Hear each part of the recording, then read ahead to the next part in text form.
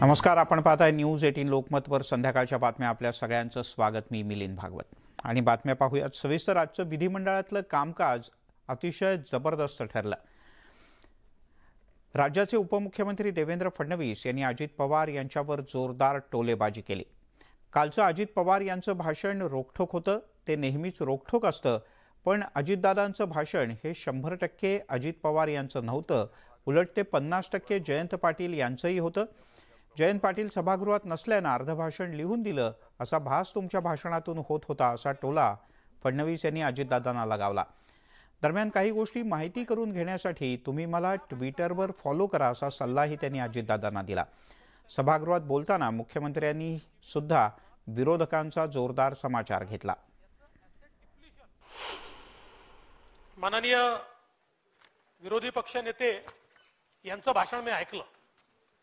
त्यांना अनेक वर्षापासून मी ओळखतो. त्यांचं भाषण नेहमीच रोखठोक असतं, परंतु त्यांचं जे यावेळेचं भाषण झालं त्याच्यामध्ये 100% भाषण काय अजित पवारांचं वाटत नव्हतं, 50% जयंतरावांचं देखील वाटत होतं. त्यामुळे जयंतराव आतमध्ये नसल्यामुळे अर्ध भाषण जयंतरावांनी लिहून दिलं असा भास हा दादा तुमच्या भाषणातनं त्या ठिकाणी होत होता. कोण मुख्यमंत्री झाले, कुठले मुख्यमंत्री झाले, पण एका गोष्टीचं दुःख आहे की संधी मिळाली असताना दादा पवार साहेबांनी तुम्हाला मुख्यमंत्री नाही केला. 2004 ला संधी होती. तुमचे जास्त लोक निवडून आले होते. तुमच्या कराराप्रमाणे ज्याचे जास्त त्याचा मुख्यमंत्री होता, पण ती संधी काही या ठिकाणी तुम्हाला ही खरं म्हणजे मिळाली नाही. त्यामुळे कालच्या अजितदादांच्या भाषणाला आज देवेंद्र फडणवीस यांनी पुरेपूर उत्तर दिलं. तिकडे उपमुख्यमंत्री देवेंद्र फडणवीस यांनी अजित पवार यांनी सभागृहात केलेल्या भाषणावरून काही मिश्किल टोले लगावले. अजित पवार यांनी भाषणातून अमृताताईंशी बोलण्याचा उल्लेख केला होता. यावर सुद्धा देवेंद्र फडणवीस यांनी अजितदादांना उत्तर दिलं. हे बोलताना तुम्ही सुनेत्राताईंना विचारलं होतं का, असा मिश्किल सवालही त्यांनी केला. आज महिला बऱ्याचशा बाहेर गेल्या. तुम्ही महिलांच्या बद्दल सांगताय. भाजपाला पण महिलांची मतं मिळाली. एक तरी महिला 6 महिन्यात अजून एक महिला सापडेना मंत्री करायला. अरे हा कुठला कारभार. मी आता येऊन वहिनींनाच सांगणार आहे, जरा बघावं यांच्याकडे. रात्री त्यांनी मनावर घेतलं की लगेच एखादी महिला मंत्री होईल, मला खात्री आहे. दादा 20 तोडण्याचा GR तुम्हाला का नाही सापडला? मी तर तो ट्विट देखील केला, मी फेसबुकवर देखील टाकला, त्यानंतर तो सगळ्यांना पाठवला देखील. त्यामुळे मला असं वाटतं की तुम्ही दादा आता ट्विटरवर मला फॉलो करा. दादांनी सांगितलं की एकदा अमृताशी बोला, पण दादा हे बोलताना तुम्ही सुनेत्राताईंना विचारलं होतं?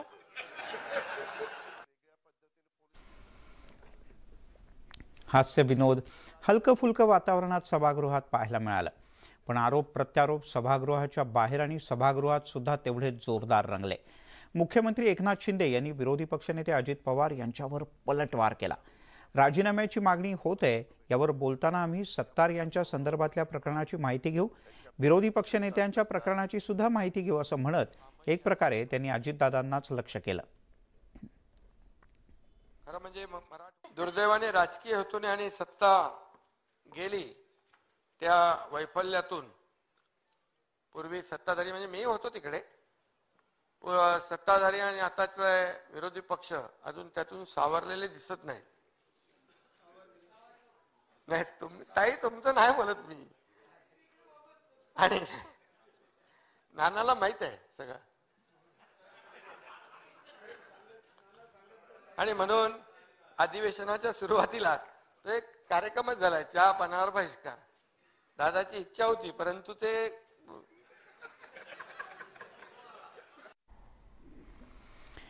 विधानसभेत भास्कर जाधव आणि सुधीर मुनगंटीवार आमने सामने आल्याचं पाहायला मिळालं.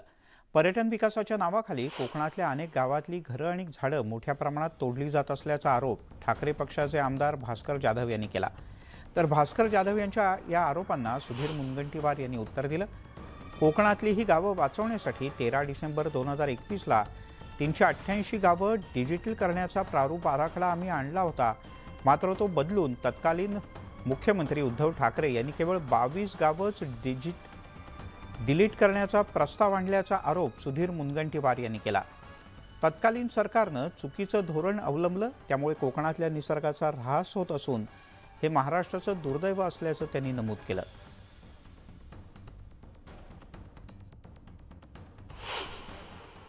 पश्चिम घाटाच्या साईडला दुरान्वयानं ही गावं नसलेली गावं या योजनेमध्ये घेतलेली आहेत.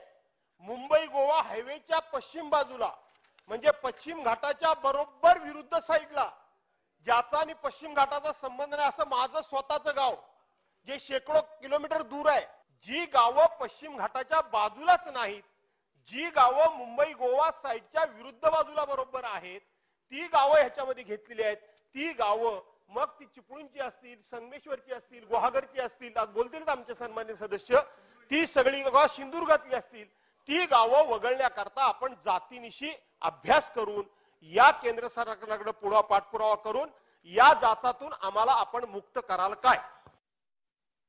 5/12/2018 रोजी आम्ही 388 गावं वगळण्याचा प्रस्ताव हा आम्ही पाठवला की यामधून 388 गावं वगळण्यात यावी आणि यासोबत एका आवाजामध्ये अजून काय करता यावं अशा आम्ही सूचना केल्या, ज्यामध्ये रत्नागिरी जिल्ह्यातल्या 98 गावं डिलीट करण्याचा आम्ही निर्णय केला. आणि तात्कालिक मुख्यमंत्र्यांनी पर्यावरणाचं प्रेम अति जास्त दाखवत, प्रेम दाखवलंच पाहिजे, माझंही प्रेम आहे, पण हे अतिरेकी प्रेम नको. प्रेम असावं, पण प्रेम असं असू नये की आपल्या निसर्गाच्या सोबत त्या भूभागामध्ये प्रश्न निर्माण होईल. 388 गावाचा आम्ही प्रारूप पाठवलं आणि नंतर 13 डिसेंबर 2021 रोजी ते कमी करून 22 गावापर्यंत आणलं. म्हणजे 388 गावं आम्ही डिलीट करायला सांगितलंय, पण तात्कालिक मुख्यमंत्री या संदर्भामध्ये 22 गावच फक्त डिलीट करा असा प्रस्ताव पाठवला. बुधवारी मुंबई महानगरपालिकेतल्या कार्यालयावरून बाळासाहेबांची शिवसेना आणि शिवसेना उद्धव बाळासाहेब ठाकरे या पक्षात झालेल्या राड्याचे पडसाद आजही पालिकेत उमटले. आज पालिकेतील सर्व पक्षांची कार्यालयं सीलबंद करण्यात आली. यानंतर शिवसेना उद्धव बाळासाहेब ठाकरे पक्षाच्या नगरसेवकांनी जोरदार आंदोलन केलं. पालिका आयुक्तांच्या कार्यालयाच्या बाहेर नगरसेवकांनी ठिय्या मांडला. यावेळेला जोरदार घोषणाबाजी सुद्धा करण्यात आली.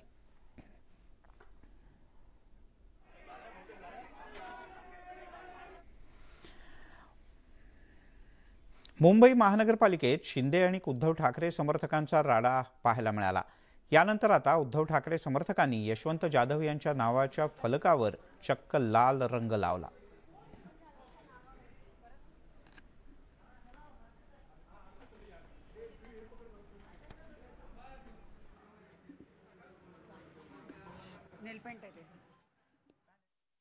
जवळजवळ 1 तास आमचे सर्व पदाधिकारी होते, त्यांनी चर्चा केली. परंतु आज स्वतःच्या अस्तित्वासाठी ज्यांनी इथे महापौर पद ज्या लोकांनी इथे केलेलं आहे गेले अनेक वर्ष, त्यांना आज तिथे खाली रस्त्यावर बसावं लागतंय, जमिनीवर बसायला लागतंय. आज ते जमिनीवर आलेले आहेत. मला वाटतं बाळासाहेबांची शिवसेना या बाळासाहेबांचे विचार, हिंदुत्वाचे विचार सोडल्यामुळे आज ही त्यांच्यावर परिस्थिती आलेली आहे. आणि खरोखर हे बघून दुःख होतंय की अशा पद्धतीने एका कार्यालयासाठी एवढ्या सर्व नगरसेवकांना आंदोलन करायला लागतंय. आमच्या पक्षाचे किंवा प्रत्येक पक्षाचे लोकप्रतिनिधी म्हणजे नगरसेवक, फक्त नगरसेवक इथे येऊन. तिकडे रिलायन्स इंडस्ट्रीजचे चेअरमन मुकेश अंबानी आणि नीता अंबानी यांच्या घरात पुन्हा एकदा सनईचे सूर घुमणार आहेत. अंबानी यांचे पुत्र अनंत अंबानी आणि राधिका मर्चंट लवकरच लग्नबंधनात अडकतील. राजस्थानच्या नाथद्वारातील श्रीनाथजी मंदिरात या दोघांचा साखरपुडा पार पडला. राधिका ही एनकोर हेल्थकेअरचे CEO वीरेन मर्चंट यांची मुलगी आहे. साखरपुड्याच्या नंतर राधिका आणि अनंत राजभोग शृंगार सोहळ्यात सहभागी झाले होते.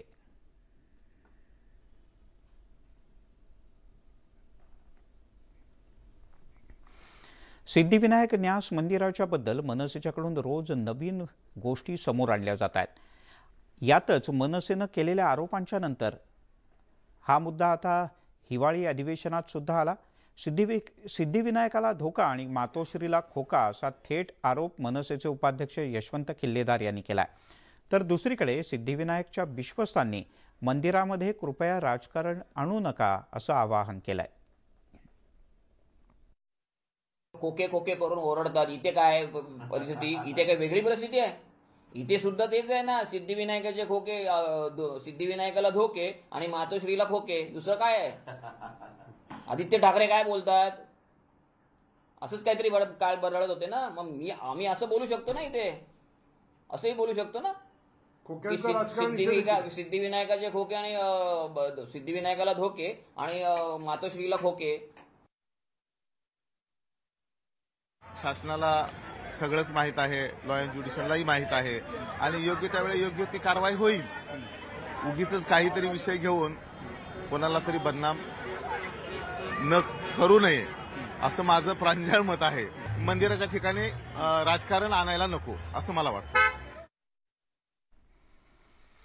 तिकडे मुख्यमंत्री एकनाथ शिंदे यांनी नागपुरातील राष्ट्रीय स्वयंसेवक संघाच्या मुख्यालयाला भेट दिली. उपमुख्यमंत्री देवेंद्र फडणवीस सुद्धा यावेळी उपस्थित होते. या दोन्ही नेत्यांनी मुख्यालयातील डॉक्टर हेडगेवार यांच्या पुतळ्याला अभिवादन केलं. इथे येण्यात कोणताही राजकीय हेतू नसून इथे आल्यावर प्रेरणा मिळत असल्याचं त्यांनी म्हटलं. तसंच आपणही लहानपणी संघाच्या शाखेत जायचो असं आवर्जून त्यांनी सांगितलं. थेट जाऊयात विधानसभेत. विरोधी पक्षनेते अजित पवार बोलतात. राष्ट्रपिता महात्मा गांधींची हत्या केलेली उभ्या जगाला माहिती आहे.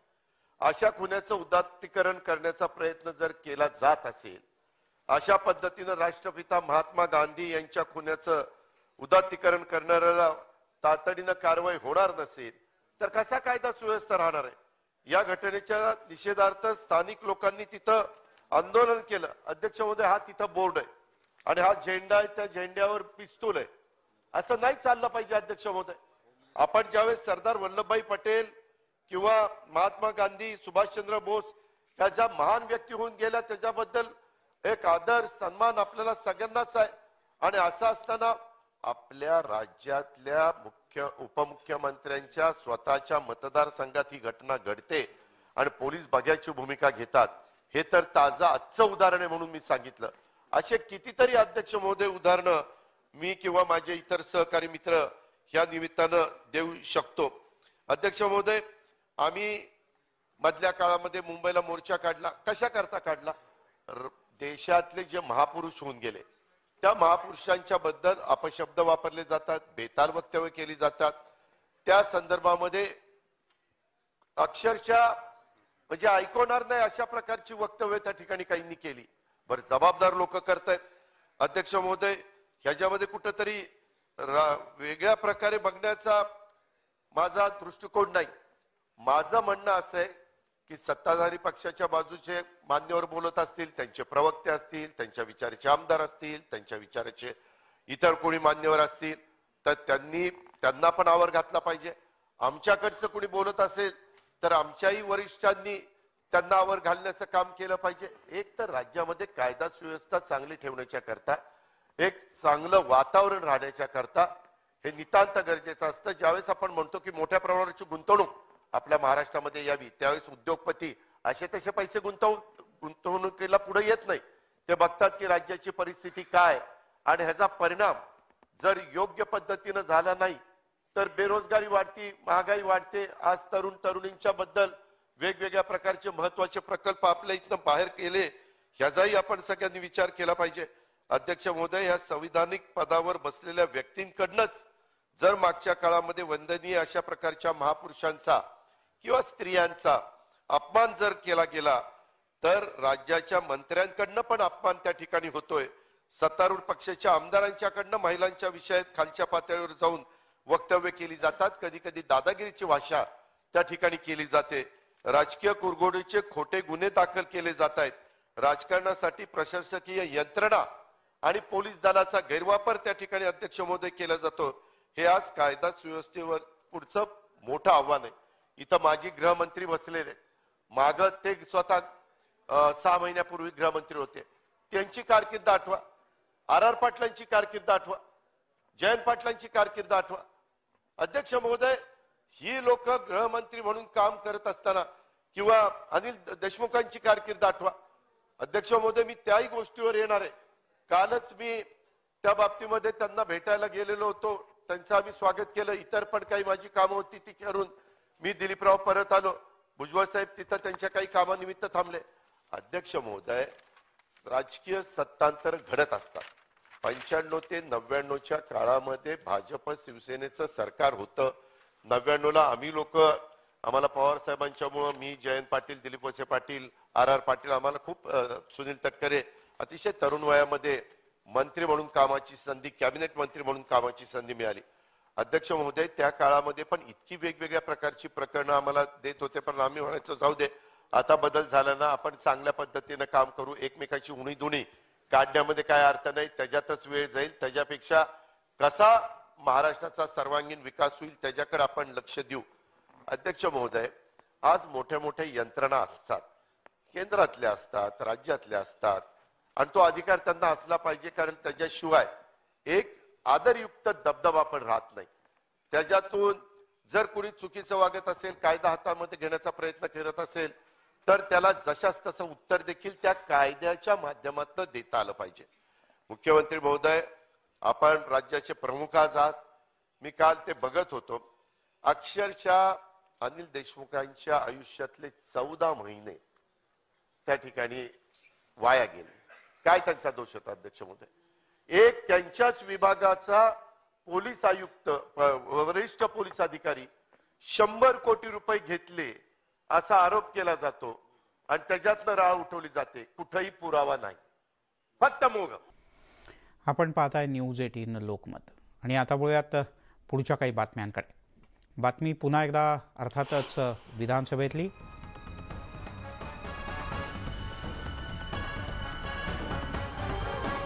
माजी उद्योगमंत्री सुभाष देसाई यांच्यावर अत्यंत गंभीर अशा प्रकारचा आरोप करण्यात आला आहे. सुभाष देसाई यांनी 4 लाख स्क्वेअर फुटांची जागा इंडस्ट्रीयलची रेसिडेन्शियल केली. यामध्ये जवळपास 3000 कोटींचा घोटाळा झाल्याचा आरोप करण्यात येतोय.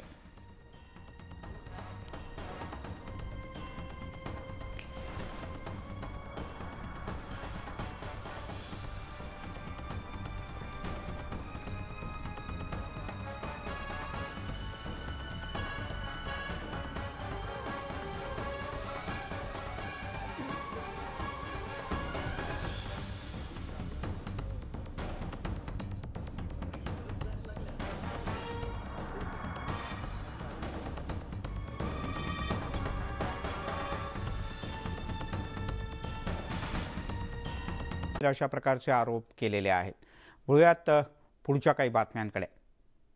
वरिष्ठ नेत्याच्या जाचाला कंटाळून आत्महत्येचा प्रयत्न झाल्याचं समोर आलंय.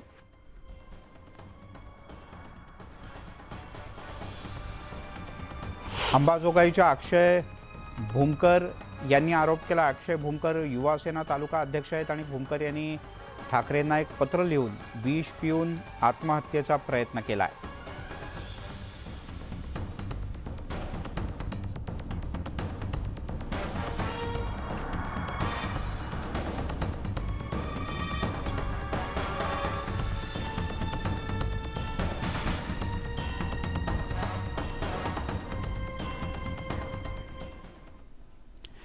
तिकडे नवी मुंबईकरांना सुविधा पुरवण्यासाठी प्रारूप विकास आराखड्यामध्ये आरक्षित केलेले भूखंड विकण्याचा सपाटा सिडको महामंडळानं लावलाय. या भूखंड विक्रीला तात्काळ स्थगिती द्यावी, अन्यथा जनतेच्या हितासाठी रस्त्यावर उतरून आंदोलन करावं लागेल असा इशारा आमदार गणेश नाईक यांनी दिलाय. तर नवी मुंबईच्या सुविधा भूखंडासाठी लवकरच मुख्यमंत्री स्तरावर बैठक घेऊ अशी ग्वाही उद्योगमंत्री उदय सामंत यांनी दिली आहे.